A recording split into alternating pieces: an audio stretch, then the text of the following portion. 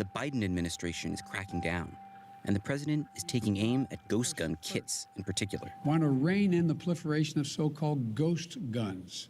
Anyone from a criminal to a terrorist can buy this kit in as little as 30 minutes, put together a weapon. But building a 3D printed gun from scratch isn't quite so easy, and there's another side to ghost guns. A nerdy group of inventors and designers who just love to build and tinker with 3D printed guns. And that brings us here to this shooting range in Florida, which is hosting the first ever shooting competition exclusively for ghost guns. I think my hammer broke. Uh-oh. To see what today's 3D printed guns are capable of, I decided to enter the contest. But first, I needed a ghost gun. The very first thing I printed was for my daughter. She's 5. She's like, what kind of stuff does it make? I'm like, well, it can make all kinds of stuff. It can make toys. She's like, can it make a cat? It can make a cat. So the very first thing I printed was a cat for her. And then second thing I printed was a gun for me.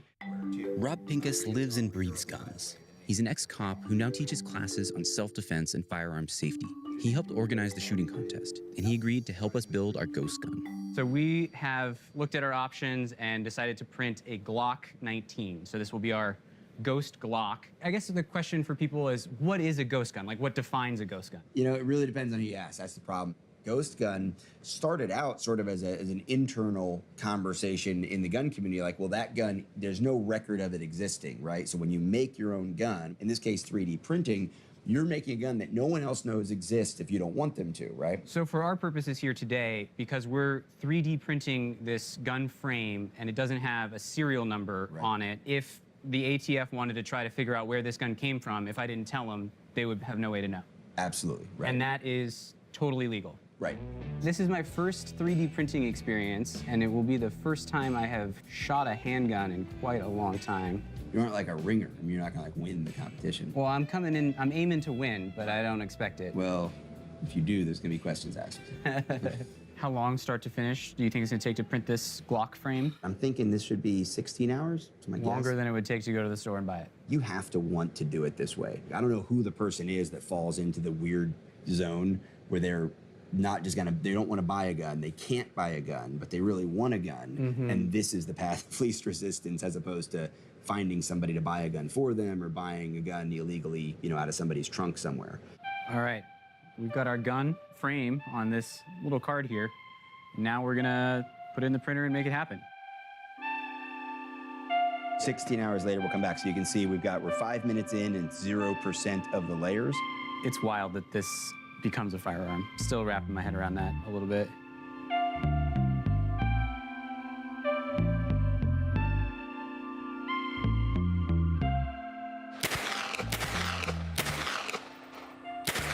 A group called Are We Cool Yet has been pushing the envelope recently with 3D printed guns. They released the plans on the internet for anyone to download, hyping up their new designs on YouTube and Instagram. Are We Cool Yet claims their work isn't just protected by the right to bear arms, but also the First Amendment and the right to freedom of expression, because their guns are works of art. The shooting match in Florida was the first time many of the members met face-to-face, and the first time anyone from the group spoke to the media. So you see on your hat, on the guns, Yes. AWCY. Yes. What does it stand for and what is it? Are We Cool Yet? The group name was actually used for like an SCP channel. It was used to kind of hide the group for a while until we decided that, you know, we didn't really want to be hidden anymore. Why did you want to be hidden in the first place? Just because of the political situation out there right now. There's a lot of members from states where this stuff is in the gray, not necessarily illegal, but it's frowned upon, and they feel like there would be reprisals against them at work or at school or, you know, wherever they tend to reside. How did you get into the 3D printed gun community? Oh man, so I've always loved firearms. I love building them. Honestly, I'll say I like building them more than I like shooting them, just because I like putting things together. And 3D printing was just the next step to that. So what are we looking at here? So this is based off of the Scorpion, which is a CZ Evo design. This one is obviously extremely modified. Really, just for the event, I thought, why not go big or go home? You talk about this, you use the word art to describe Yes. this. People see this and see a weapon, you see art. What's the distinction? I mean, art's in the eye of the beholder, right? So This is just a way of expressing ourselves. It's freedom of expression in a much more loud way. Most art can't be used to kill people if you wanted to. Yes, you know, it could be used for harm, but I feel like most people that are going to do that are going to go out and steal one. Or the amount of effort that you put into these, you're not going to do that just to go and do someone harm.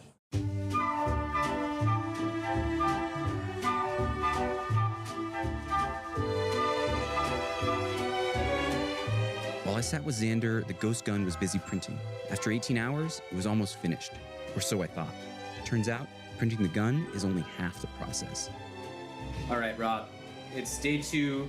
It's been about 18 hours of printing later, and we have what looks more or less like the frame of a gun. There's a frame of a firearm inside of there with the supports, and of course on that raft we did for adhesion. But yeah, I mean, it looks like a clean print. It even has, you know, your text on the side. In order to turn a 3D printed piece of plastic into a gun, we need metal parts. You need the metal parts. Technically, could you build one out of all plastic? Yes. Is it going to be reliable and awesome? Probably not. Okay. Right? These are about $320 worth of parts that we ordered off of the internet, delivered here to assemble this into a gun. I'm gonna be honest, I have no idea what I'm doing here.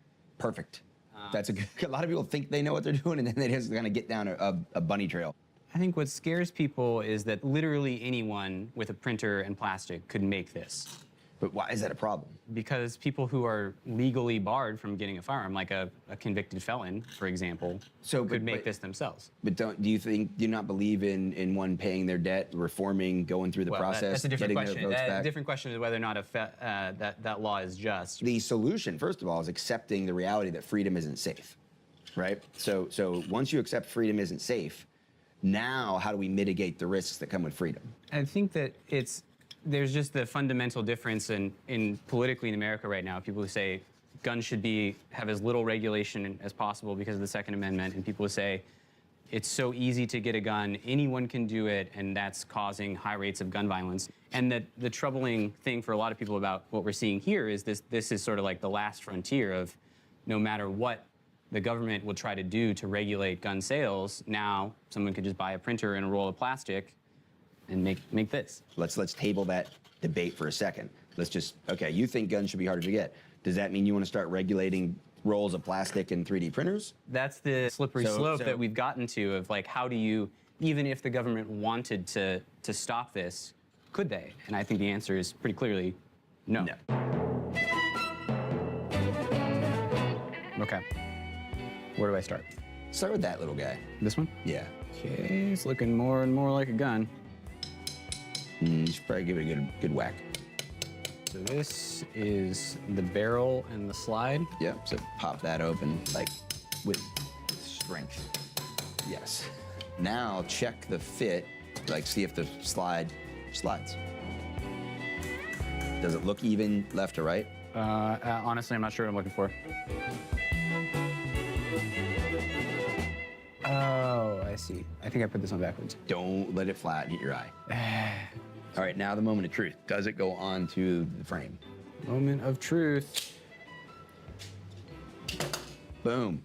You, sir. We just made a ghost gun. We're roughly 4.5 hours from picking up the plastic off the printer and assembling all of the bits and pieces. I am genuinely curious. I mean, just from a standpoint of the hype, if you will, right? The politician, the rhetoric around ghost guns, is this the easy path to guns?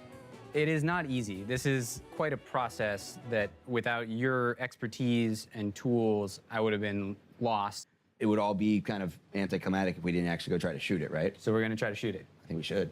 Okay, let's go shoot our ghost guns. All right, but you have shot before. Yes, it's been a while, long while. All right, fair enough.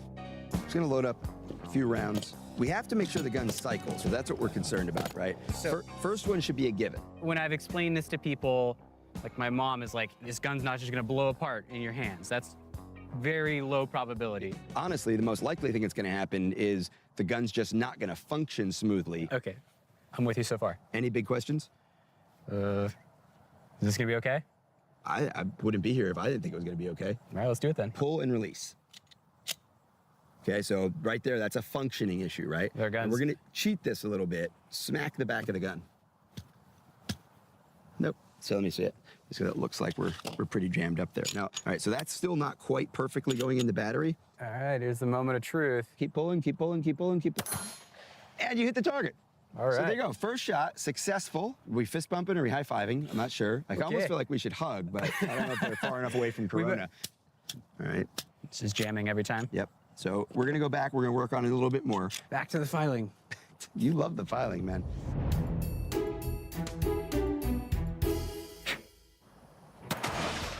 Jams. Maybe try like making like a tiger noise when you do it. Yeah, like that. Still not quite going into battery. Is this a common thing as you've built guns that they all have this little hiccup when Little you're hiccups. first? Yeah, that's very common. And the other common thing is that as a new shooter, you're not strong behind the gun. There you go. It worked. And it locked open, and you hit the target. All right, now you have 2 shots in a row. Now you have an operational semi-automatic gun. It got real. You don't look convinced, but this is part of the process, right? Your ghost gun is kind of ready. Kind of ready. Yep, we just need to get you, we'll get you some more practice tomorrow before the match.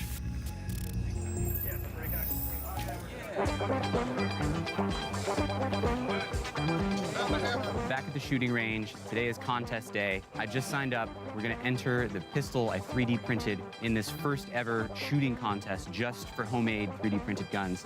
We're gonna see how it goes. Rob Pincus helped me print it 2 days ago. But you I did print it. Slices, dices, circumcises, juliennes. We'll see what happens. Welcome to the first Gunmakers match. This event is definitely a adventure. It's gonna be competition in there somewhere. It's gonna be a lot of show and tell. It's gonna be a lot of like friendliness, happiness, and all that. Meet the guys from Aussie, which is pronounced 17 different ways. Are we cool yet? These guys have worked incredibly hard to make sure that this was gonna happen. But this is really what we want to be the first of many celebrations of what I call like a freedom hobby. All right, gun making. And that's what it is. And for some of us, it's, hey, I want to make my own gun. I want the government involved. For some of us, it's, I want a custom gun that has my logo or my name or my grip angle or whatever I want. For other people, it's, I want to create designs that never existed before and share them with all of Earth, Durwood, right? After the competition, we're going to set up some areas where we can do show and tell. But enjoy the day. Thank you.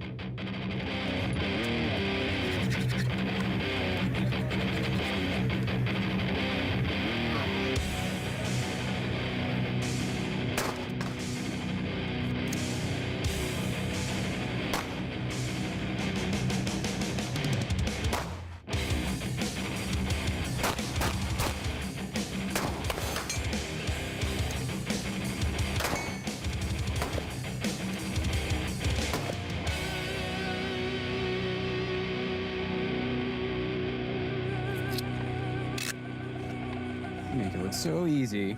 Well, it is. I'm a little nervous, I'm not gonna lie. I mean, I fired about 5 bullets total so far out of this gun. All right, man, you ready to go? As ready as I'll ever be. Yep. Good! Oh, we jammed. Reliability is a problem with this weapon. Okay. Don't shoot Karen. Jamming again. So my gun kept jamming. This was our issue when we were test firing a couple days ago after the gun was ready, but it wouldn't properly eject the bullet and load another bullet into the chamber. I guess it's an issue with not filing that slide enough to get it running smoothly. It just shows that you can spend hours making these guns and it still doesn't work the way it's supposed to work. I wasn't the only one with jamming problems. 3D printed guns might look just like the real thing, but even the most hardcore 3D gun makers struggle with reliability. Rob, I have sad news to deliver. What do you got? It jammed repeatedly. Did not finish. You're a jammer? Jammed. How many shots you get out? 6 maybe? All right, did you check to see if the thing was touching the other thing in there? Every round it was jamming on the shell ejection and not cleanly reloading another one. This is horrible. It's horrible news. I know. I feel like you need to use the ghost gun frame with a different top end. He's getting that slide. Hey, Barrett, grab me a little thing of oil. So Rob is very kind and he's explaining that we need a new part. So we're gonna swap in a new slide top part of the gun and hopefully that will make the action better to be able to eject the shell and reload a new one. So the semi-automatic weapon actually functions semi-automatically. Oh, Keegan's a lover. I mean, you can tell, right? I mean, he's got soft hands, first of all, right? That's a sign right there, right? He takes care of himself, right? He's well-groomed. Man cares about himself means he cares about other people. That's the way I look at it. Oh, that's so much better. Just that alone was better.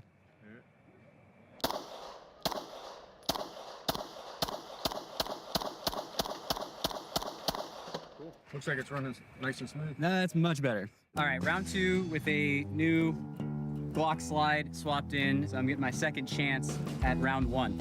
See how it goes.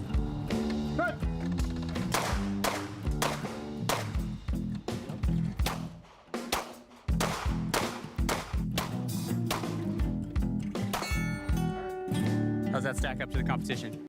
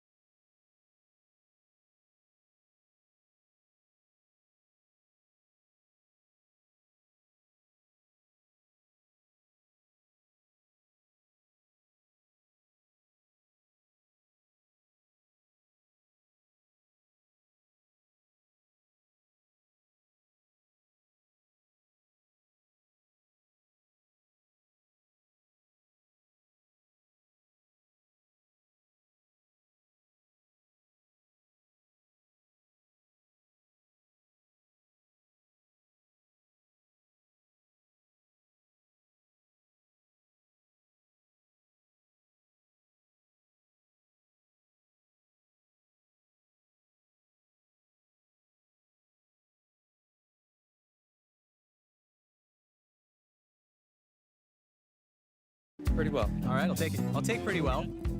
Good job. I'd like for the record to show that I did not suck it up completely and that I did okay. Ghost gun is performing its duties well now, I guess. It's hot.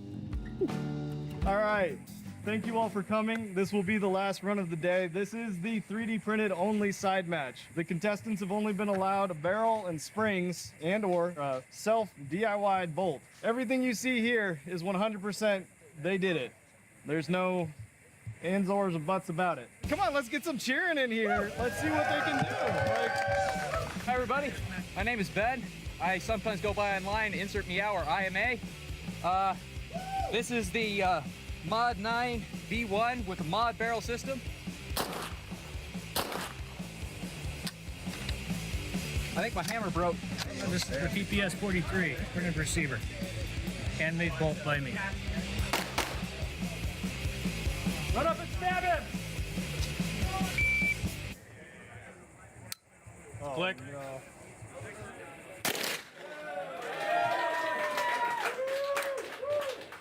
Stuck on my shirt. We tried. This gun is the FGC-9. I had nothing to do with the design of it, but I love anything that goes bang, so, you know. Okay, here we go. So I need to say something to people when I... You want to? Okay. I think you should. Yeah. This is the new King Cobra. It's designed by Durwood and Mussey. It's still under development, but hope to be getting it out to everybody real soon. This is Durwood, or at least that's his handle on the internet. He's a legend in the 3D printed gun world, mostly because his guns are totally unique and seem to work better than everyone else's. I met him the day before the match. Here we go. Durwood's designs allow for guns to be built using almost entirely homemade parts.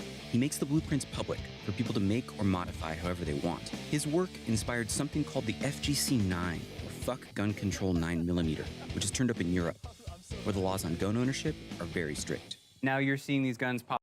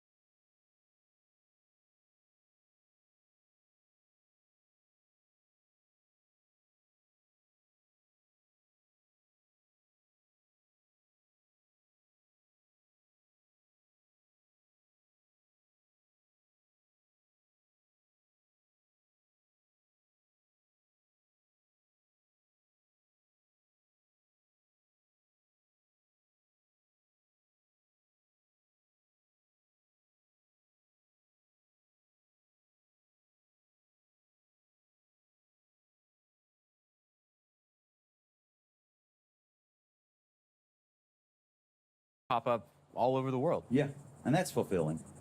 That's very fulfilling. Even in Europe, where it's used as this sort of like... I'm not so happy with that. Yeah. Because, hey, they got laws over there. Obey your local laws. I'm not encouraging anybody to do anything illegal. And this is just purely your own interest and enjoyment. There's no deeper motivation than that? Not really. I haven't ever made a dime off of it. I've invested thousands just in the hobby.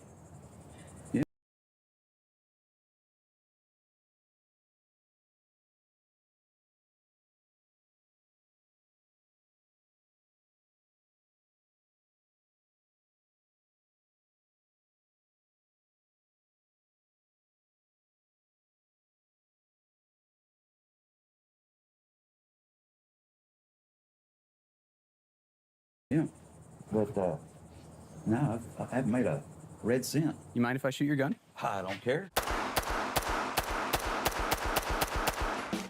Just keeps going. Thank you for being here. I'm gonna go put some holes in paper right now. All right.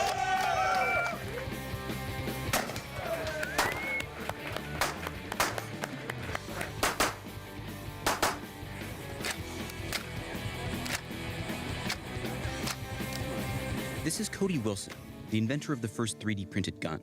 When Vice spoke to him in 2013, Wilson predicted a world where 3D printing technology would evolve to the point where it would be impossible for the government to stop. Gun control for us is a fantasy. In a way that, like, people say, well, you're being unrealistic about printing a gun. I think it's more unrealistic now, especially going forward, to think you could ever control this technology. Wilson makes money off a website that hosts 3D printed gun files, and by selling a machine called the Ghost Gunner, which helps convert partially finished gun parts into assault rifles. He's also gotten into trouble with the law, but not for guns. In 2019, Wilson pled guilty to injuring a child for sexually assaulting a 16-year-old girl he met on the internet. He got 7 years probation and was required to register as a sex offender. When you started out creating the 3D gun at the very beginning, did you, in your wildest dreams, think that it would come this far so fast? Yeah, I literally thought this is how it should happen. This was what it would look like. It would be these types of people, these young men, quasi-alienated, but actually rather literate, rather lettered if you talk with them, with political outlooks. I thought there was a risk that the politics would be diluted over time, but in fact, no. There's a kind of ironic engagement that the Zoomer, I think, influx added to it, which is perfect. You talk about ironic. What about it's ironic to you? The files, the activity will always be met with some level of police repression, either on the internet or in actuality. Like, maybe you won't be able to own a gun in this country in 10 years, or maybe you won't be able to build a gun in this country in 10 years. And these guys are kind of already playing with that future in an ironic and distasteful way. They're vulgarizing it, you know, they're making it mobile, they're making it too flexible to be contained. Is there any limit that you have in terms of where this should go or where it should stop? No, I find no limiting principle. I can't find one or describe one. These guys are practicing something that is at once distasteful to the legacy gun manufacturers as much as it is to the activist wine moms and all that stuff. So it's a matter of taste and artistic principle. If the government wanted to stop this, to outlaw it, to make it impossible for people to get files, could they do it? The government should invent a time machine and kill me 7 years ago. It's far too late, no. The equipment, the 3D printing, it's so cheap. You can make anything, you can design anything. Coming close. This is our first time doing this match, so lots and lots of reasons why this should have been a complete and miserable failure. And it wasn't. We will start with the printed pistol. Granted, this comes with a little bit of an asterisk, needing a slide change. Keegan Hamilton, third place.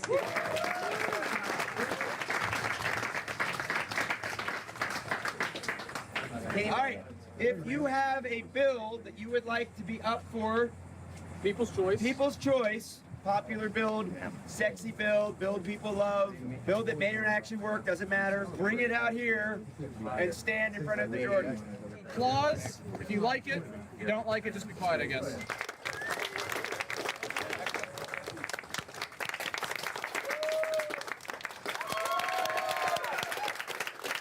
Here we go, guys.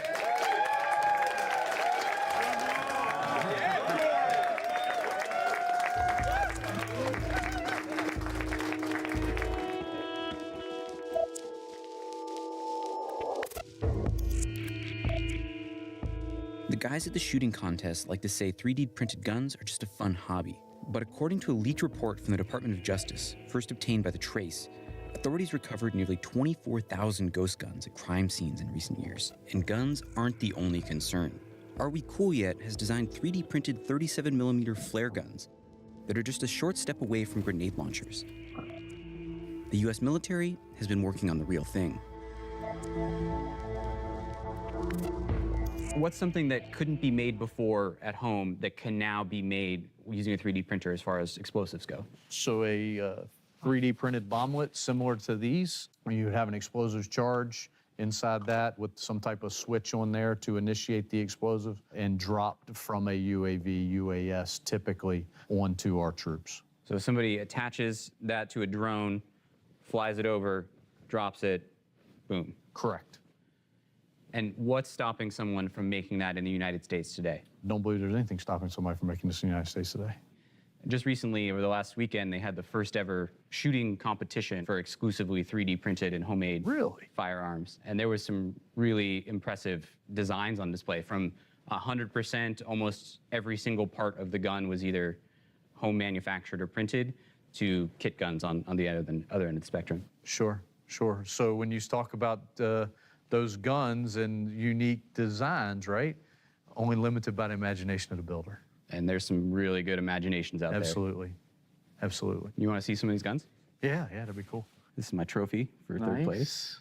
This is a little tour of all of the hardware. Wow. I mean, some of the concern there is that some of those look like toys. You know, especially with the neon colors. And this one is 100% homemade. All the metal parts are homemade. No kidding. That's how far it's come. Maybe some of them look like Nerf guns. This one's 100% invented design. There's no model that they're basing that off of. Wow. This is the Scorpion Evo in full auto. No kidding. And this guy's got his SOT license, so what do you think about that? That's wow. It's future, right? Yeah. There are several recent cases where ghost guns have turned up in the hands of white supremacists and extremists in the US, and in Europe too. And the fear is these weapons will keep falling into the wrong hands in the coming years. The Biden administration wants to require serial numbers on some unfinished gun parts and restrict mail-order ghost gun kits. But in a victory for Cody Wilson and ghost guns, a federal appeals court recently lifted restrictions on how 3D printed gun files can be shared online. No matter how the law changes, probably too late to contain ghost guns. Joe Biden, this is no country for old men. Is there a way to keep that out of the hands of bad guys and only in the hands of these people who are doing it just for the fun of it? As long as they're used for their intended purposes by people that legally can have firearms, I don't have an issue with that. I don't think ATF has an issue with that. It's when people use those firearms for criminal purposes that's when it becomes a problem. Around back. Come here, Aaron. Around back. Up here. Photo op. Somebody that's good at photos, make sure I get this. Contest is over. Now we need to do something about the ghost gun. I can't bring it home with me. It's going to come back from whence it came, which is melted plastic. I mean, certainly we saw that it's not easy to print and make your own gun. We're still in a world where you need a lot of expertise, a lot of just time and labor to make this thing work, and then even then it doesn't work perfectly. Right.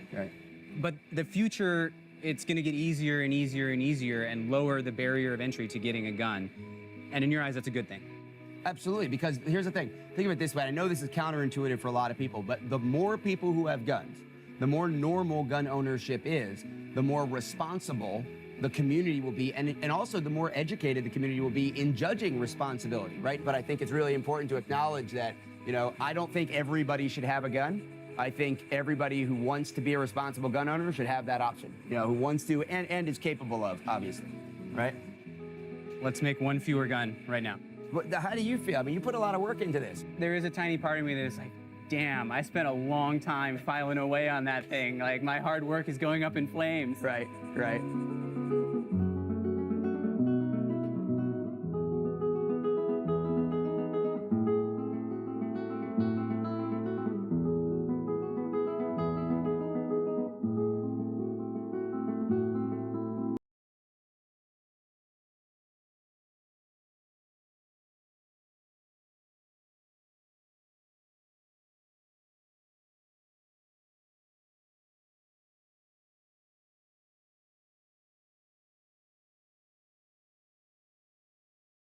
There we go. Oh, okay, there we go. That's some funny shit, man. Where guns are coming to. I mean, yeah, it depends on the person, honestly. Who the fuck ever wants to really go and kill somebody or cause harm. Mostly it's for protection, but you do have the crazies out there, and that's inevitable. We have what, 8 billion people in the world now? What's the world population at now?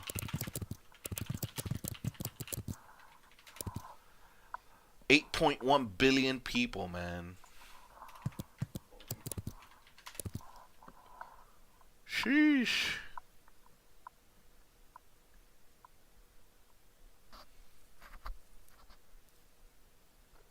.28% of the world's population is male. So we're almost divided halfway. Now there's more men in the world than women. That's crazy. That is crazy. We're moving in a different direction, so there's less women in the world.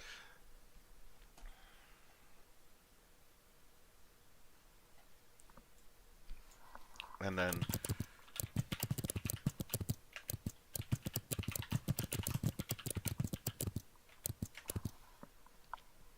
Armenia has the highest share of women in the world. 55% of women in Armenia. That's crazy. Anyways. Yeah. We are fucking going towards a whole different direction when it comes to that. I built a 24,000 dagger, 3 months work.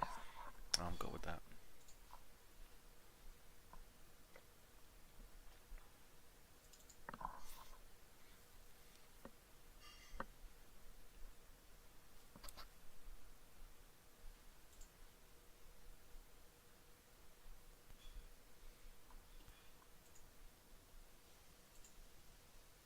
Fuck. I think I closed the wrong thing.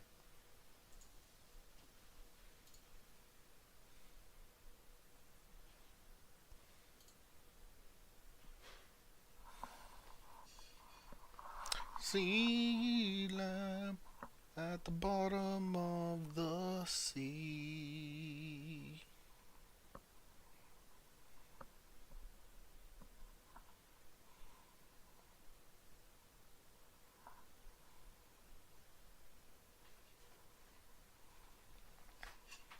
Bro, Zach is in fucking France right now for the Paralympics. With his girlfriend. Zach? Zach, the Jewish kid. Zach is in France. We say he's gay, but he's not gay. He has a girlfriend. We just always talk shit about him. Not in a bad way. He knows we talk shit because we say it to his face.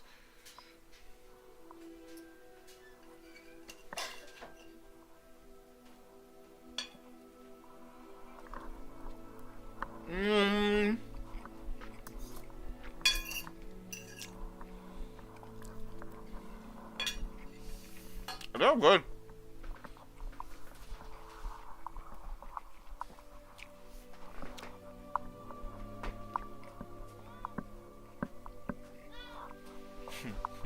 Thank you, baby.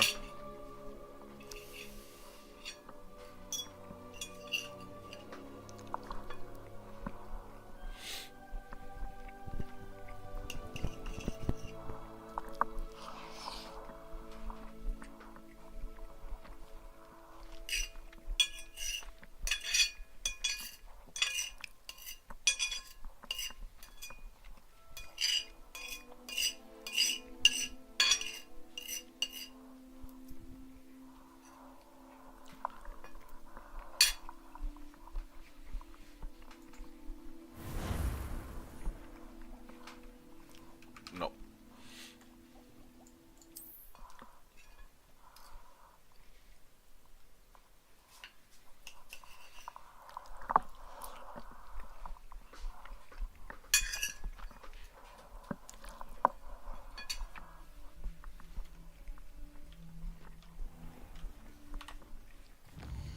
Alright, what are we gonna do here?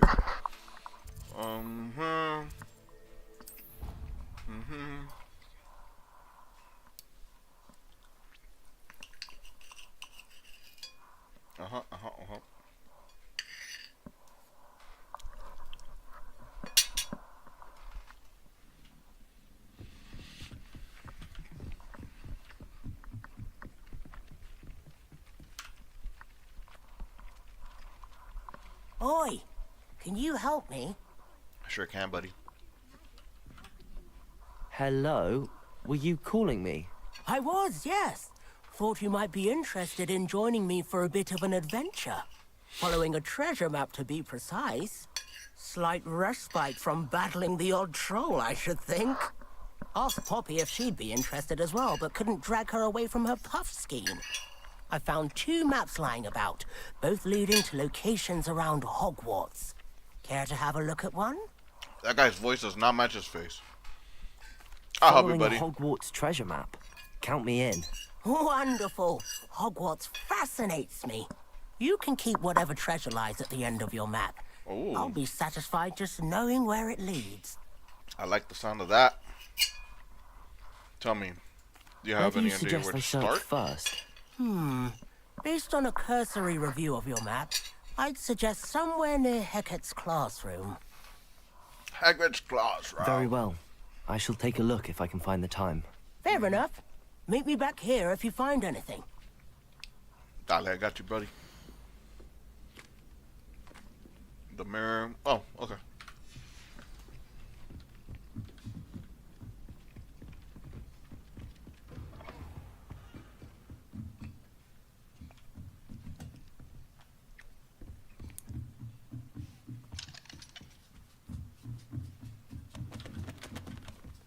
What are you doing, old man? Professor, do you have time to chat? I always have time for my students. How may I help you? I wondered if I might ask how long you've been teaching at Hogwarts. Well, it's been what now? 7 swift years. Time does fly because we have fun. Essential in my opinion. An eager, positive, and confident mind is the most open to knowledge, I find. Some of the professors may not agree with your approach. Well, each of us has our own style, I suppose. Some in the teaching field believe that hard work and dedication are the only keys to success. But they forget what drives those things.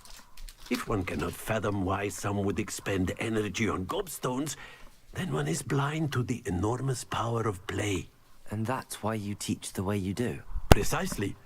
I strive to be the sort of professor that I would have enjoyed in school.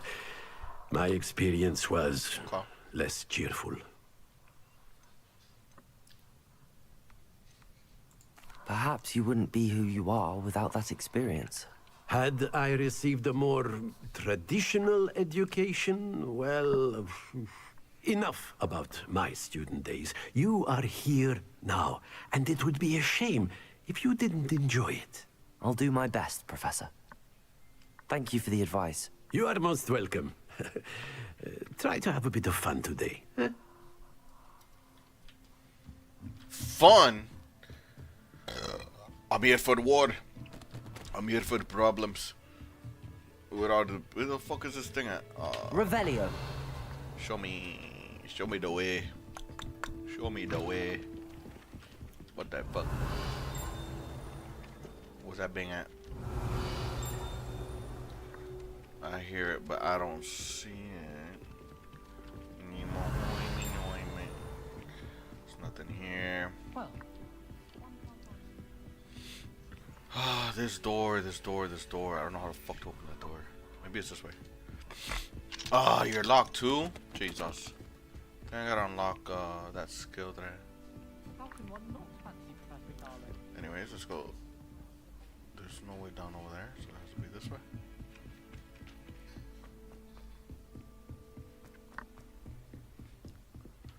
And the room. Revelio. Showed this. Find the first landmark at Arthur's treasure map. There's something whispering here. What was that for? Don't you scream at me. Reparo.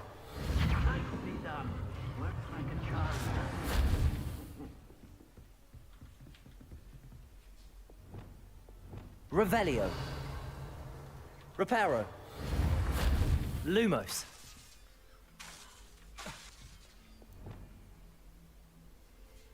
Revelio. Incendio. Accio. Reparo. Lumos.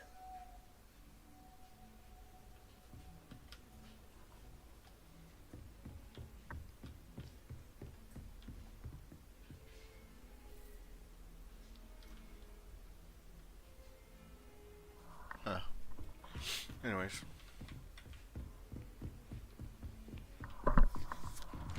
We shall come back to this quest later.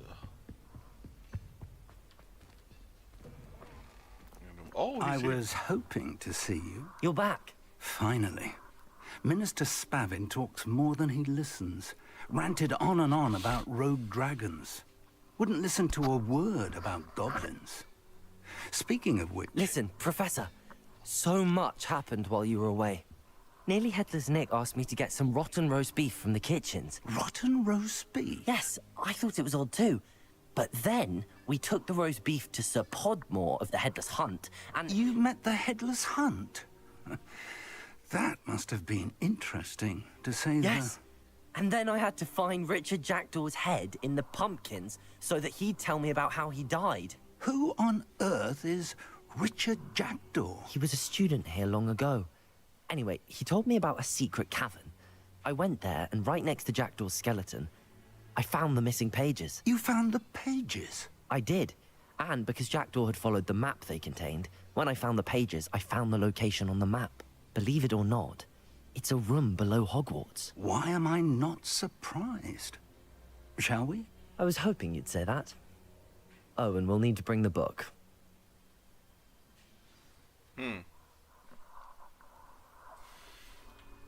The room is called the Map Chamber, by the way. And a portrait of Percival Rackham awaits us there. Professor Rackham. I look forward to meeting him. How did this Jackdaw get the pages from the book? Evidently, Peeves stole them, and Jackdaw stole them from him. Oh, Peeves. There's something going on here. To think it was beneath us all this time.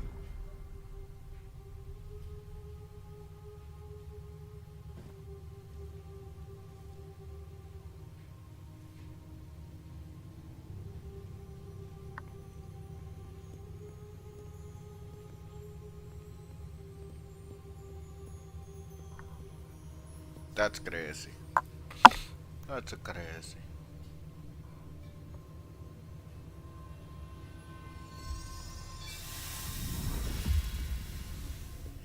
This looks promising.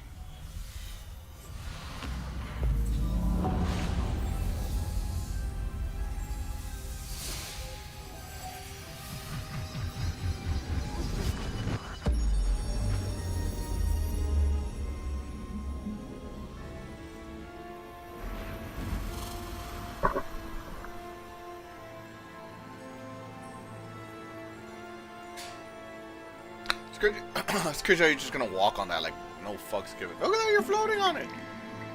A map. There's Hogsmeade. You're like Jesus. And over here, the Forbidden Forest. And, of course, Hogwarts. It's magnificent.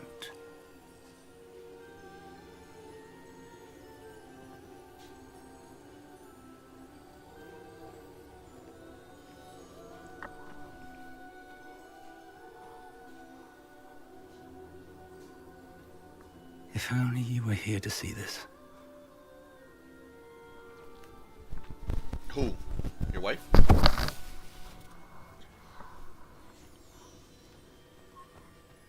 Hello, Professor Rackham. We've placed the book on the pedestal as you asked. And this is my mentor, Professor Fig. How do you do, Professor Fig? And you, my young friend, see now why you needed to return with the book? I do. I also see why you refer to this room as the Map Chamber. That you have come this far tells me that you possess extraordinary magical ability, the potential and power of which will unlock should you prove yourself worthy.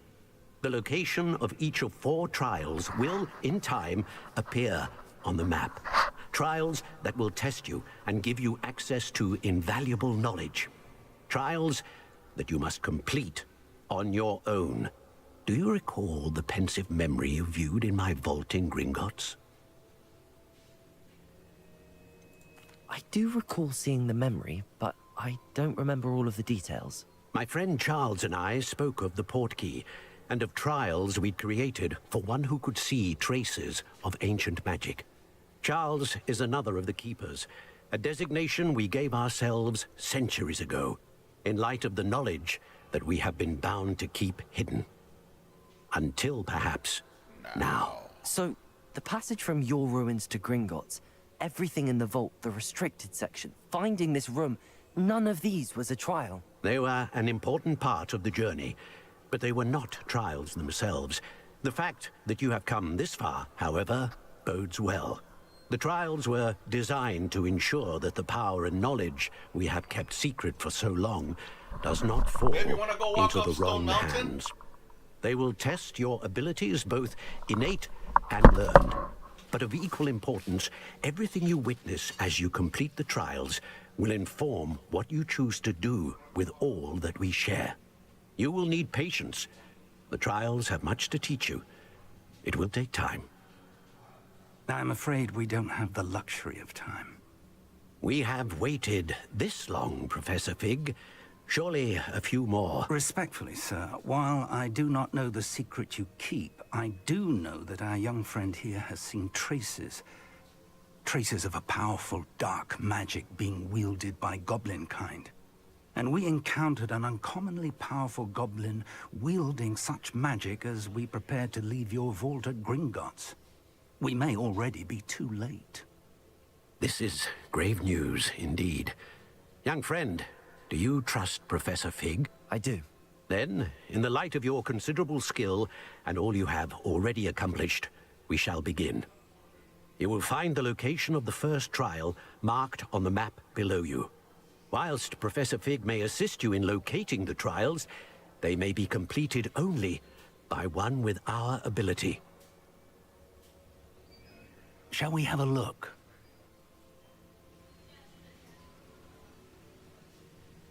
I know that tower. It's not far. You may have seen it yourself.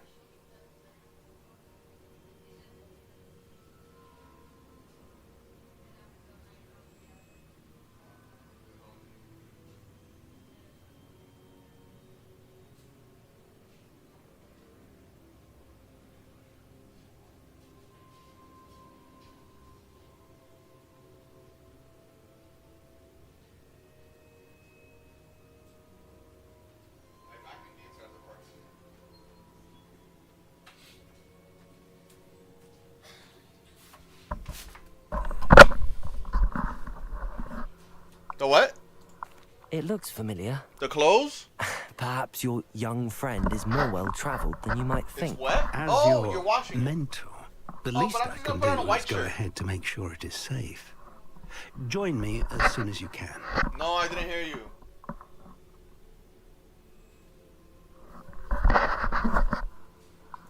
I'll find you at the tower as soon as I can. Until then, be careful. And do not tell anyone where you're going. I won't tell anyone where I'm going.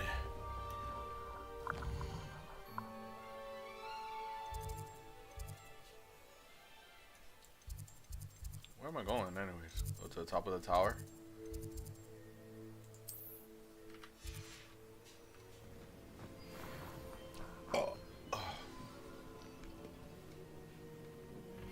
It's time you learned, Glacius, the freezing spell. It is an efficient way to cool down a heated situation. But first, I will need you to complete a few tasks. Once you've done that, come and see me.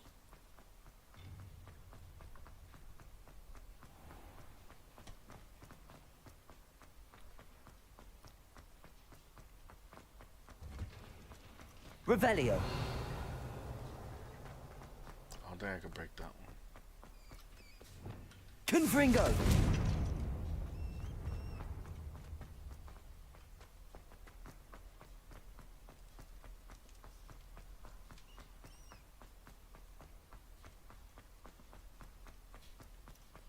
Incendio. Confringo. I'm truly sorry. I didn't.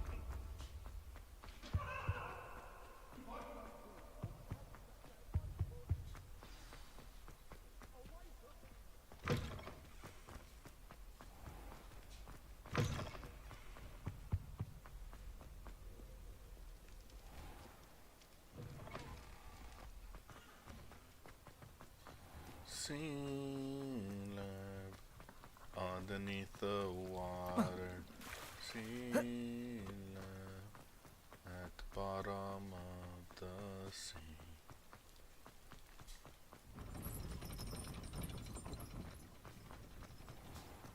Oh, that's where you want me to go? Bro. That's far as fuck. Let me go learn my ice spells.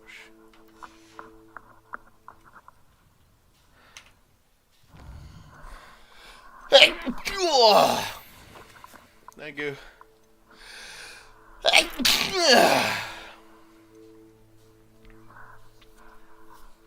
Huh?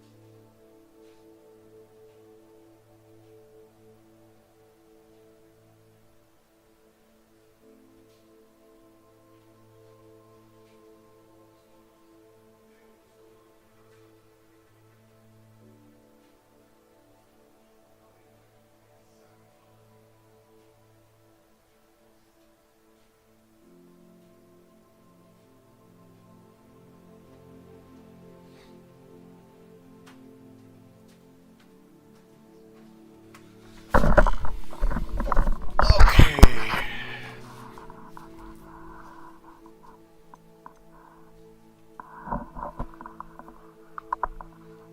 Wingardium Leviosa. Oh. Let's do it. Wingardium Leviosa.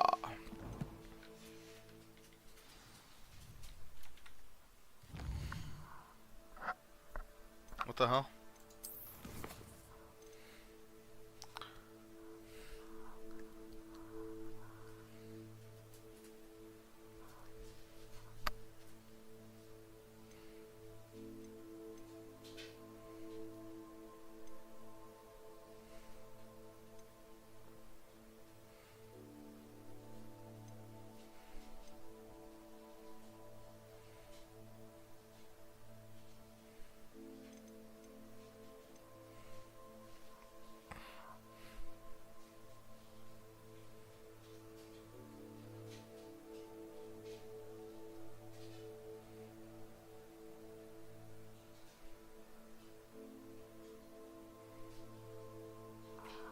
Use venomous true.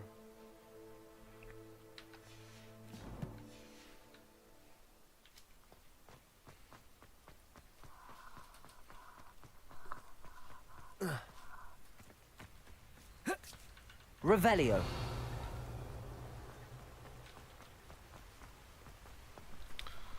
Wait, did I take my beer up there?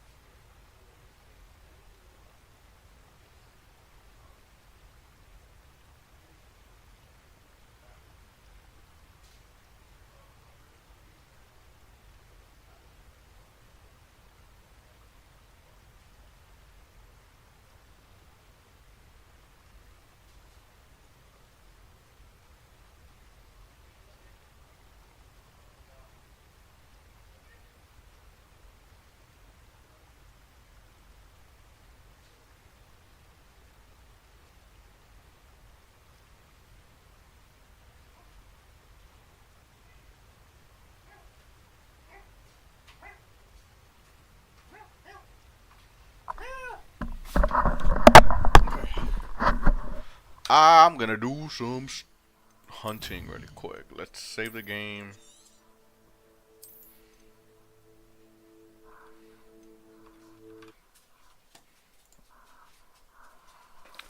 Let's see what we find on OfferUp.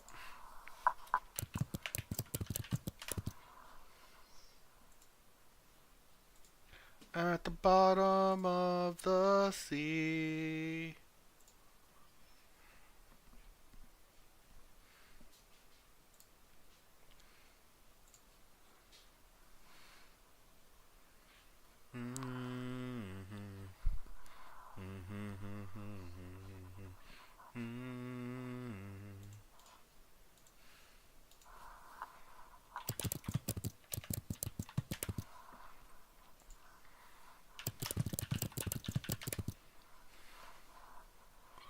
I mean, the ender is literally what they were printing on.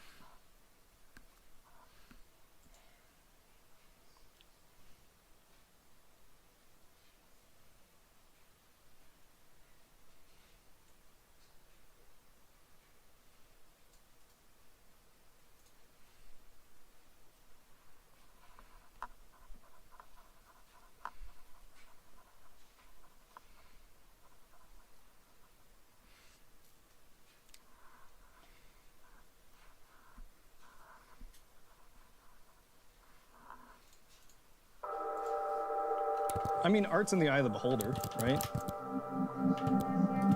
This is just a way of expressing ourselves. It's freedom of expression.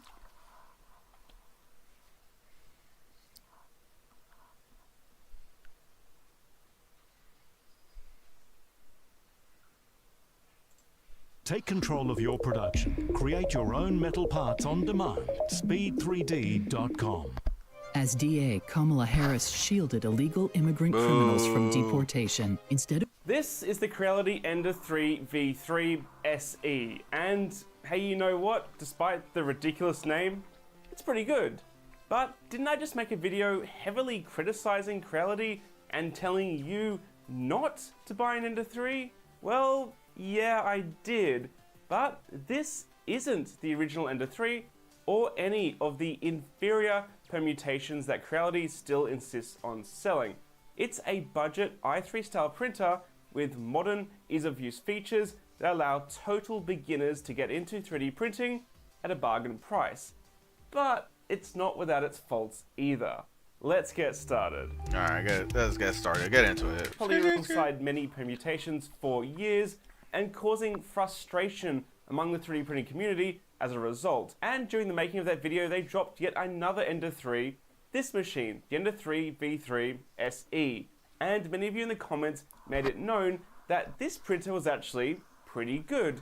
And I got a very nice email from Pergear, a distributor of Creality printers, asking that I check out the V3 SE and let everyone know what I really think of this latest budget offering from Creality. And honestly, I think it was a pretty fair request, so I said yes. At the same time, I started putting together the original Ender 3 that I showed in the box in my previous video to compare the both during the review process.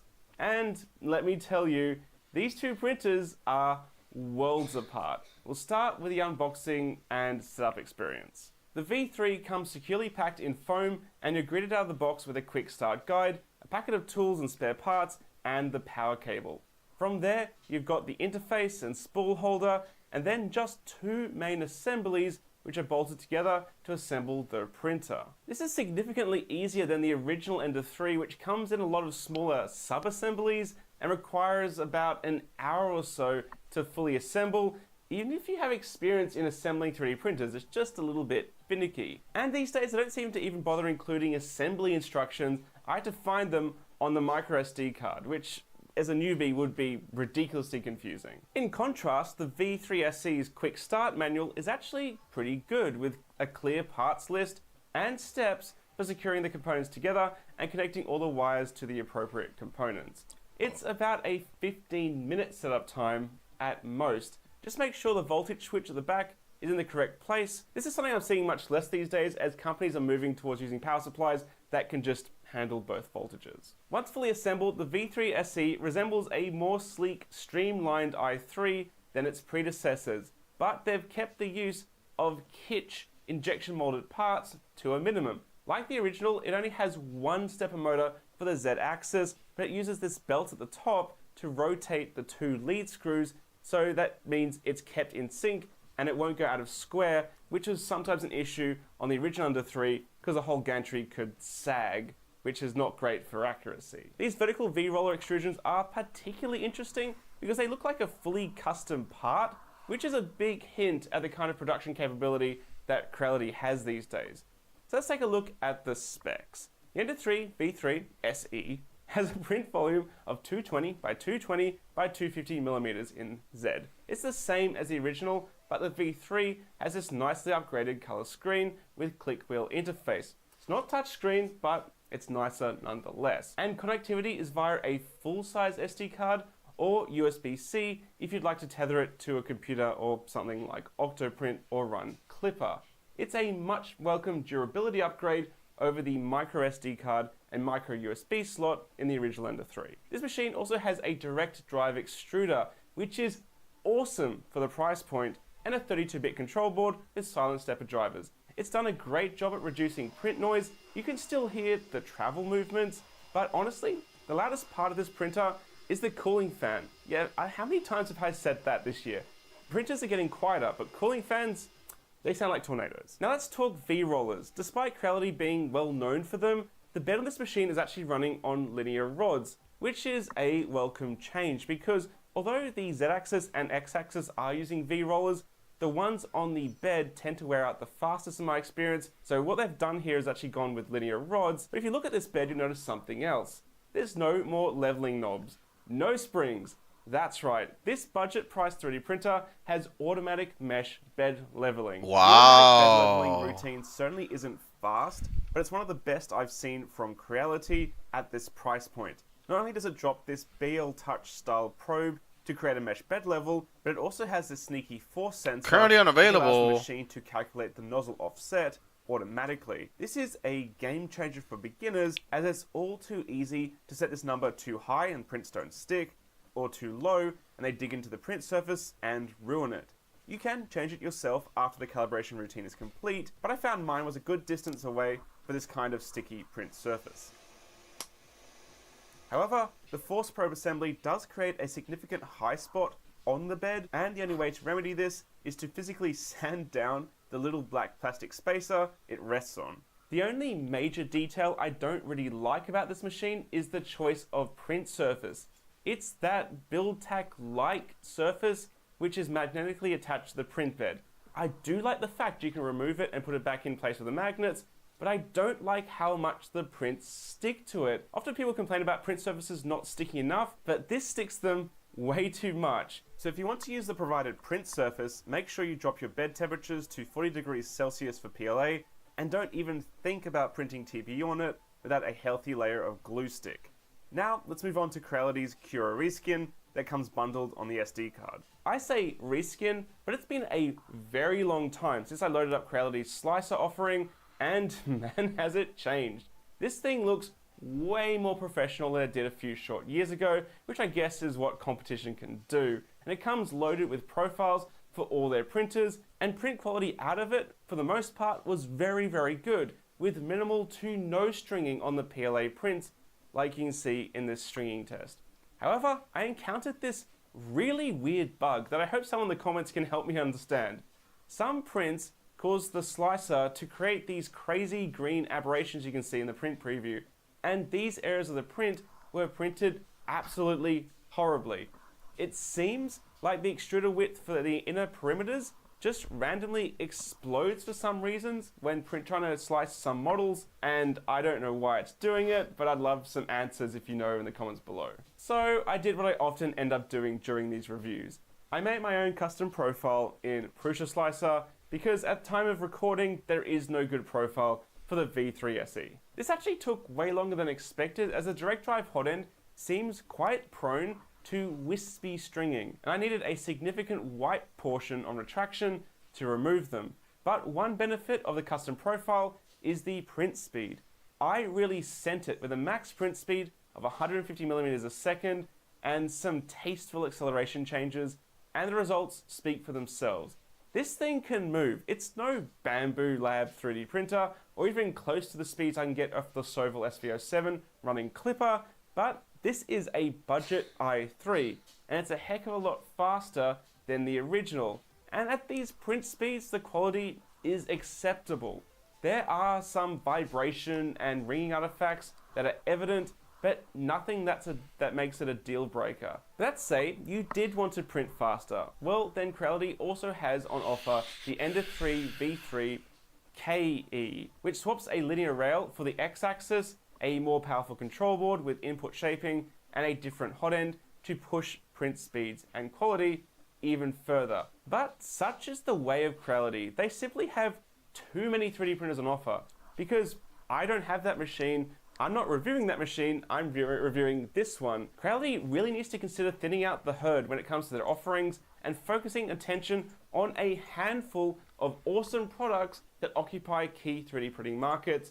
But you can hear that rant in this video here. Because this machine has a direct drive extruder versus the Bowden extruder on the original Ender 3, it can print TPU with a Shore hardness of 95A or higher really well, even at the same print speeds and retraction settings as with PLA. For my TPU test prints, I just stuck on a Prusa PEI spring steel sheet with glue stick, and the prints were able to be released without too much issue. I highly recommend as your first upgrade to this machine, just get a sheet of G10 or Garolite or just PEI on spring steel and replace it, and it's going to be a fantastic first upgrade. You'll thank me later. Before deciding if this machine is for you, let's quick fire some key details you might have missed in the pages of fluff on their site. The Ender 3 V3 SE may have a color screen, but it's not a touch screen. It's driven by the jog wheel instead, and the menu is pretty limited and can be laggy at times, becoming completely unresponsive if you run automatic functions like bed leveling. Lastly, while this machine does have power outage recovery, which is always handy,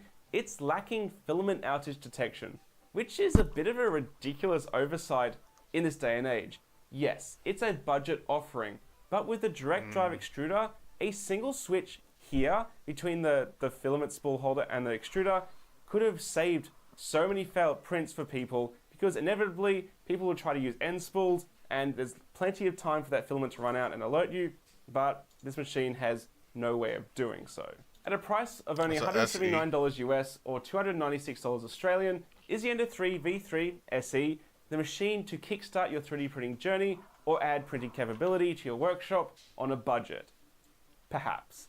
There's no question that this machine is superior to the original Ender 3 that Creality still insists selling today, and it's still one of the cheapest 3D printers you could buy, but you really have to literally be unable to spend just a little bit more or love to tinker if you go for that offering over this. Seriously, the user experience is night and day. That said, if you could scratch together just a little bit more coin, then the SV07 from Sovol is a very impressive offering for the price. It has Wi-Fi connectivity, runs Clipper for fast printing speeds, and it has one of the best direct drive planetary extruders around if you want to print flexible filaments. It's the SV07 that I think Creality's KE version of this printer is clearly targeting, and I can't tell you which is better. I only have experience with the SV07, and you can watch my review linked in the video description. And finally, if you want a completely seamless 3D printing experience and you can spare $299 US, well, the A1 Mini from Bamboo Lab is my vote for the best printer for beginners this year, hands down.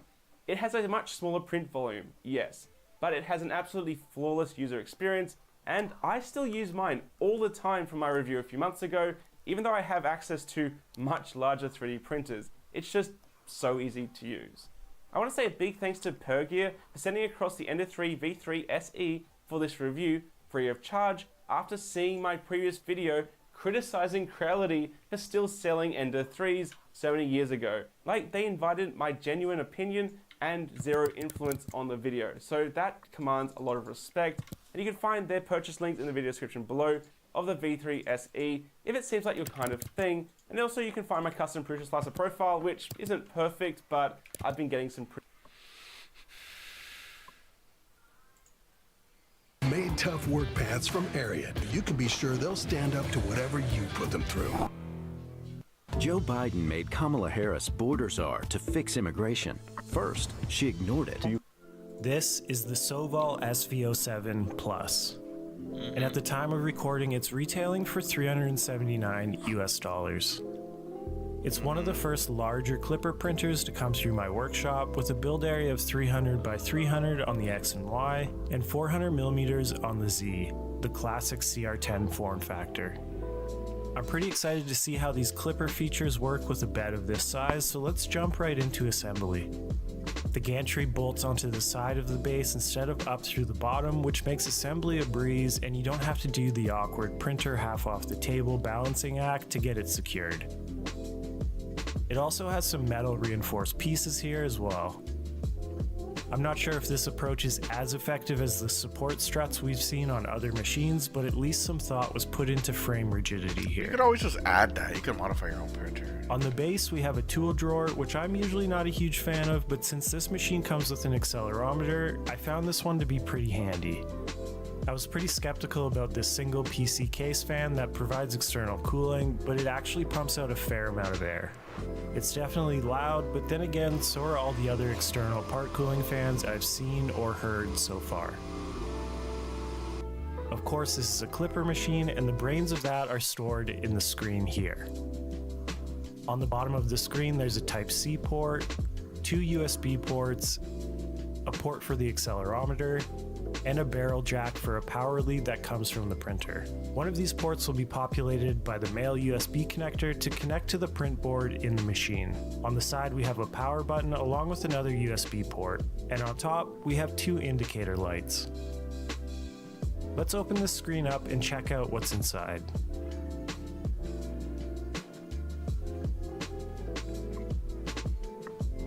Here we can see it's using the MakerBase MKS ClipPad 50 version 1.1. There's some flash storage here and a Wi-Fi chipset as well for wireless network printing. The UI on the screen is pretty good. There's tons of options here, and it all seems to fit well on this smaller screen. Most of the options you need for tuning the machine are here, including a Z-tilt, which levels the X gantry to the bed, which is pretty handy. Speaking of the bed, it comes with a double-sided PEI-coated spring steel sheet that attaches magnetically. It has some notches on the back, and they correspond with screws on the bed to easily align the sheet after removal. It also came with a polycarbonate bed sticker to be placed on the PEI sheet if you have adhesion problems, but I threw that out instantly. The manual is really well done, with tons of minute setup details that most companies seem to forget, like wheel tension adjustment, belt tensioning, and even extruder idler tension. When it came time to level the bed, I noticed that they put some aluminum leveling knobs on this machine. Seems a little counterintuitive to add weight to an already heavy bed, but I quickly realized they had supplied some spacers and nylon lock nuts, so you can just switch this out. I think this should be done at the factory, and the springs and knobs should be included. After all, this machine has mesh bed leveling and independent Z-axis alignment. The print head is pretty large and sticks out from the frame almost 4 inches. Under this shroud is a pretty stealthy looking extruder assembly with a larger than standard heat block to keep up with fast printing. There's a single part cooling fan in here and another to cool the heatsink for the extruder. There's also an inductive bed sensor here for the aforementioned mesh bed leveling.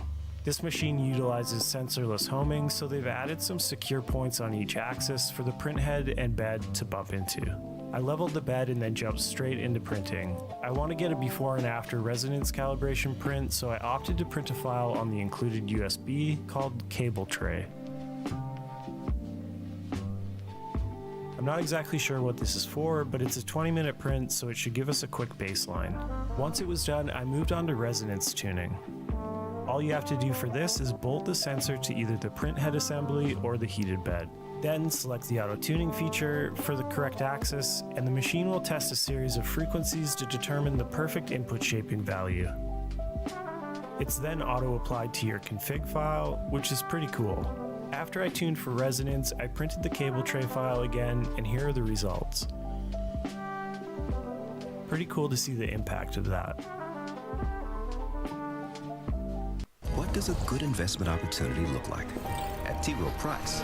Interesting. Curiosity. Also, this model secures onto the Z-axis bracket to hold the wire harness for the print head assembly. I set up my time-lapse camera and did some test prints using the provided Cura profile. First, I printed some of these pylons which hold wood off the ground so you can paint the edges. They turned out a little funky, but I think I just have some weird geometry in this model, so I moved on to a larger file. This Holy Death model from Pipecox.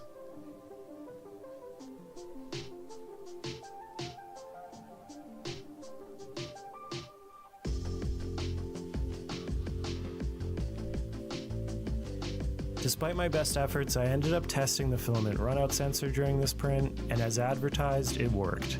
It kept the machine at temp and waited for me to replace the filament and resume printing.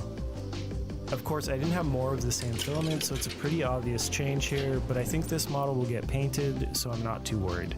There's quite a bit of wispy stringing, but after looking at the profile, I saw the nozzle temp was set to 190 and the bed temp was set to 50. For just under 10 hours of print time though, this came out pretty good with a fair amount of detail, even at a layer height of 0.2 millimeters. Damn. For the next print, I upped the temperature and threw in a more challenging print, this tree sculpture.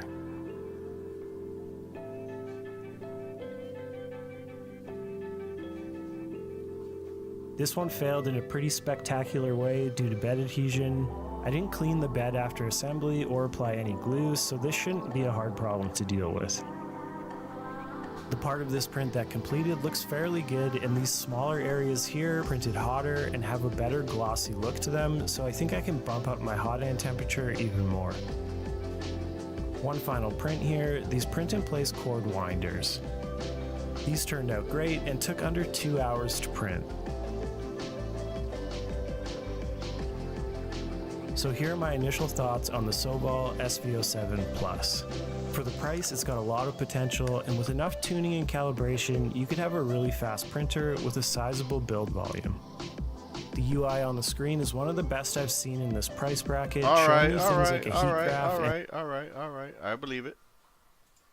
So the SV07 Plus.